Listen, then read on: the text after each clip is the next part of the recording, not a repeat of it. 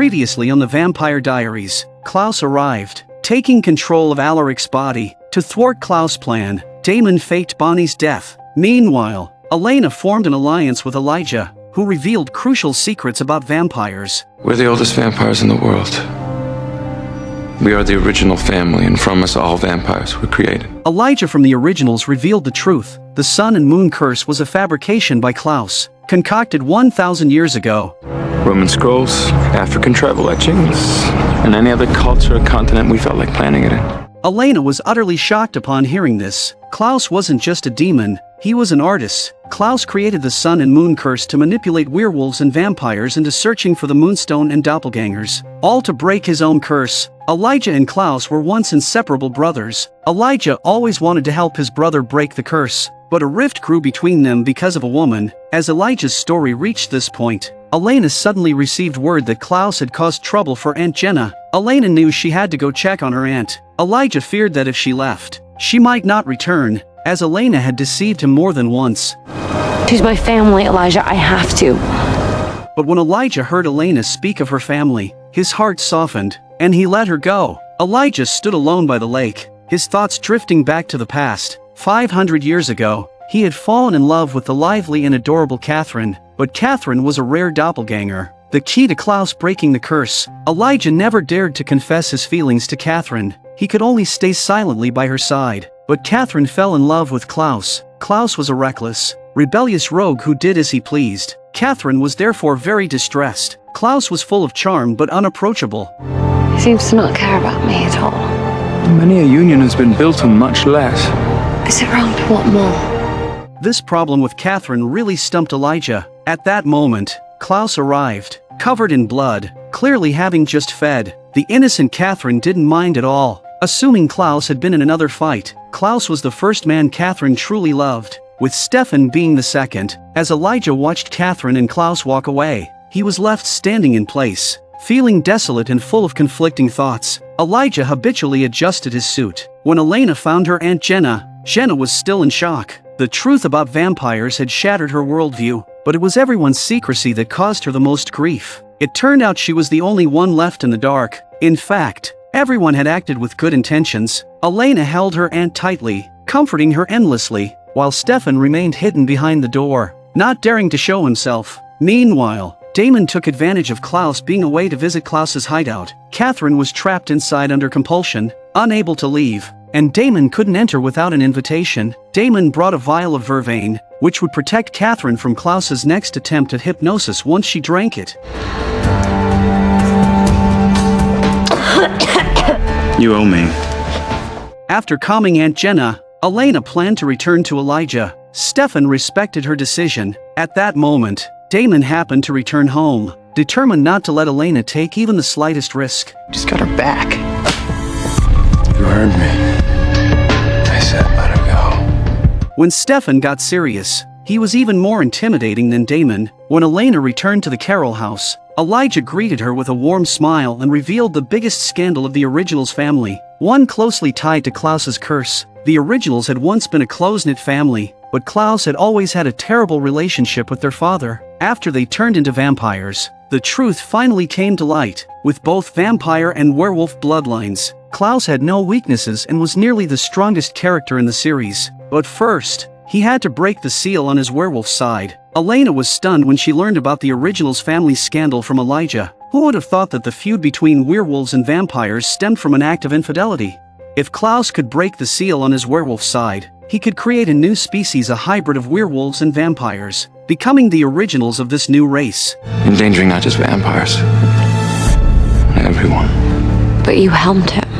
I helped him because I loved him. Since their goals aligned, Elena revealed her trump card, the witch Bonnie had already gained immense power. Elijah also had a backup plan. In fact, the night before Klaus was going to sacrifice Katherine 500 years ago, Elijah had found a way to both save Katherine's life and allow Klaus to break the seal. Elijah hadn't expected Klaus to tell him that Katherine's fate didn't matter. She was just a pawn, meant to be discarded after serving her purpose. You need to consider this. Are you so foolish as to care for her? Love is a vampire's greatest weakness, and we are not weak, Elijah. Klaus didn't care about love, but only because he hadn't met the girl who could break his heart yet. Although he could have saved Katherine, Klaus chose not to. He wanted to reshape his brother's mindset through Katherine's death, believing that love is a vampire's weakness. It turned out Elijah had a way to save the doppelganger all along, but unfortunately, Katherine took matters into her own hands and ran away. You cared about her, didn't you? It's a common mistake, I'm told. It's one I won't make again. With Elena gone, the Salvatore brothers could finally lay their cards on the table. They had been at odds for a long time. But I have the one thing that you never will. Oh, yeah? What's that?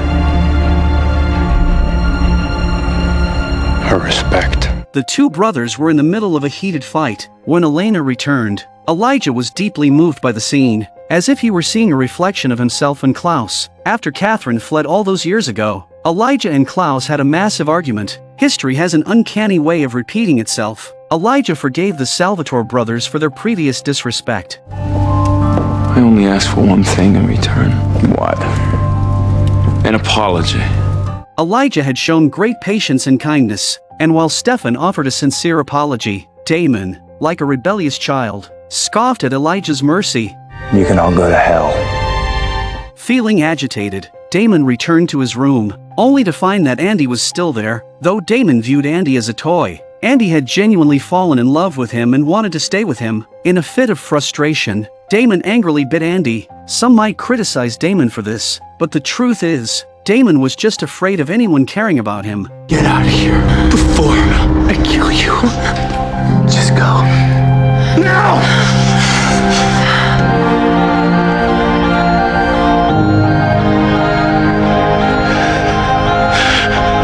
Meanwhile, a bored Katherine was amusing herself, exuding sensuality with every gesture. The moment Klaus returned, Katherine immediately switched back to her aloof demeanor. Before long, Klaus's real body was brought in, accompanied by a witch who appeared to be Jonas's daughter, Greta. But Greta didn't seem to be under any duress. With Maddox and Greta working together, Alaric suddenly shuddered and then collapsed unconscious. When the iron coffin was opened, Klaus himself stepped out, making Katherine's heart skip a beat. The most powerful vampire, Klaus, had waited 1,000 years and was finally about to break the curse. He was going to awaken his werewolf side and become a true hybrid. So Klaus released Alaric, instructing him to deliver a message to Elena. Everyone doubted his identity, so Alaric had to reveal a secret he shared with Jenna. Klaus's message was that he would perform the ritual tonight, and if they were wise, they would surrender without resistance. Elijah took out a vial of a potion he had been safeguarding, the very one he had prepared for Katherine 500 years ago. Rumor had it that drinking it could bring someone back to life, but Damon was skeptical about the resurrection potion. Elena trusted Elijah's potion, and seeing that Stefan didn't object, Damon stormed off angrily. When Stefan went to calm his brother, Elijah confided in Elena that he wasn't sure if the potion would work, as no one had ever used it, but Elena had already prepared for the worst. At most, it meant death. To persuade Damon, Elena took his hand, hoping he would respect her choice, but Damon refused to let Elena take that risk. I can't lose you. You won't. Elena thought Damon had agreed, and as she was about to leave, Damon suddenly appeared in front of her in a flash. Damon forced Elena to drink his blood, ensuring that even if the resurrection potion failed, she would come back as a vampire. Stefan was furious, feeling that this act stripped Elena of her right to choose. Damon also knew that this would make Elena hate him, but at least she would survive. Stefan was utterly enraged because Damon had done what he himself wanted to do but didn't dare. The brothers started fighting again, ending with both of them wounded. Stefan's injuries were physical, something a little blood could heal, but Damon's wounds were emotional. Elena might hate him forever, just as he once hated Stefan for forcing him to become a vampire. Since Jenna stepped into the world of vampires, she adapted quickly and came to understand Alaric's good intentions. The blood Damon gave Elena wouldn't metabolize right away, so unless something unexpected happened, Elena would be reborn as a vampire tonight. This was her last day as a human, but despite her life being safe,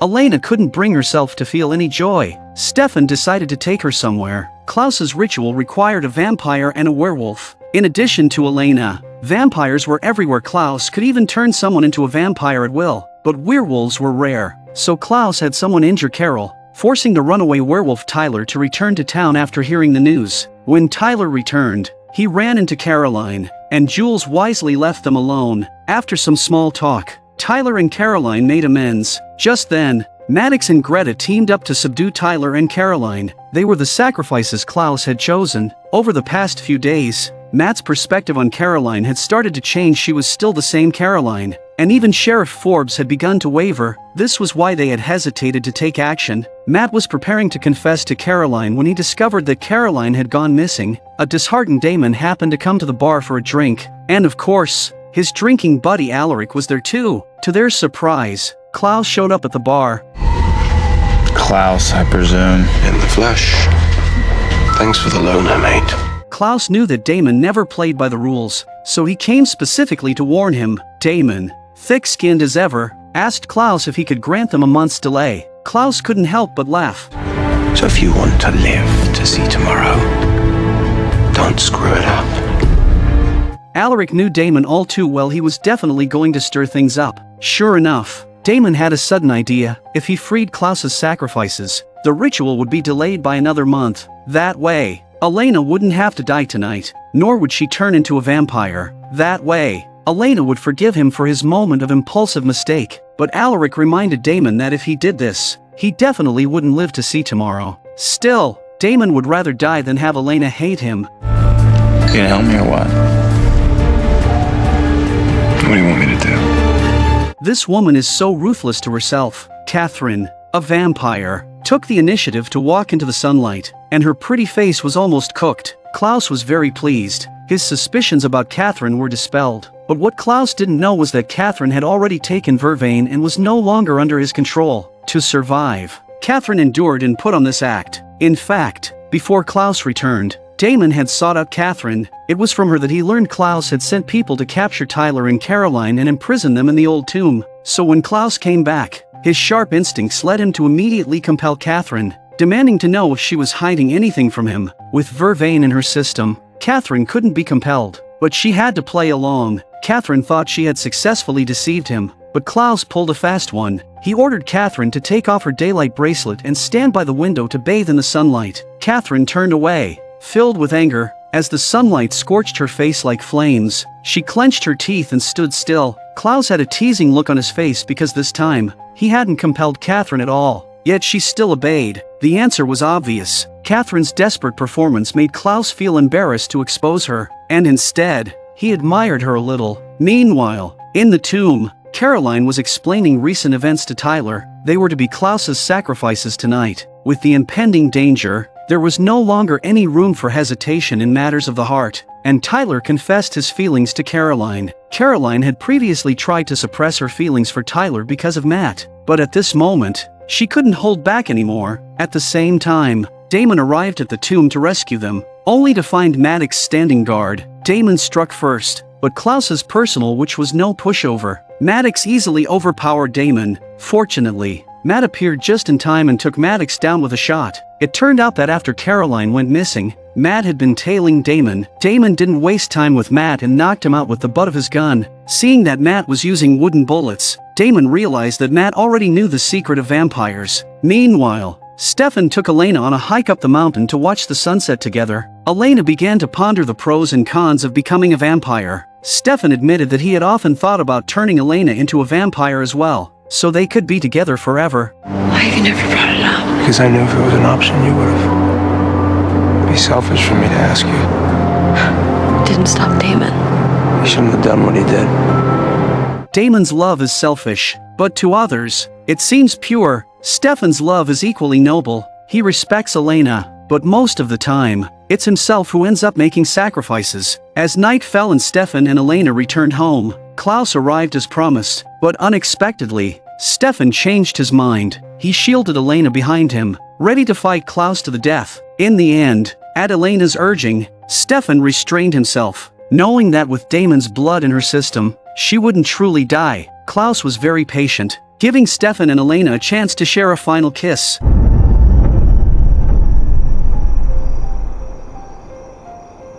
After rescuing Tyler and Caroline, Damon received Stefan's message that Elena had been taken by Klaus. Damon was shocked it didn't make sense. He had already stolen both sacrifices. At that moment, the full moon had risen, and Tyler began his transformation. Given Damon's usual behavior, he would at least leave Tyler behind if not outright eliminate him, but Caroline refused to abandon Tyler, and their hesitation cost them their chance to escape. A now irrational Tyler lunged at Caroline, only to be intercepted by Damon. Tyler pinned Damon down and started biting him, but Damon threw him off. Damon instructed Caroline and Matt to head to the cellar to hide from Tyler's pursuit, while he himself raced toward Klaus's lair, determined to save Elena, even if it meant risking his life. When Damon revealed that he had stolen the sacrifices, Klaus smirked and showed Damon a video. It turned out Klaus had a backup sacrifice, the werewolf jewels. He had waited 1,000 years for this day. There was no way he wouldn't have a contingency plan. Always have a backup. Backup werewolf. Backup witch. Backup vampire. I've got that covered too. When Damon woke up, he realized he hadn't been used as a sacrifice, and Katherine kept apologizing. He made me call her to lure her out. He needed another vampire. Where did you go?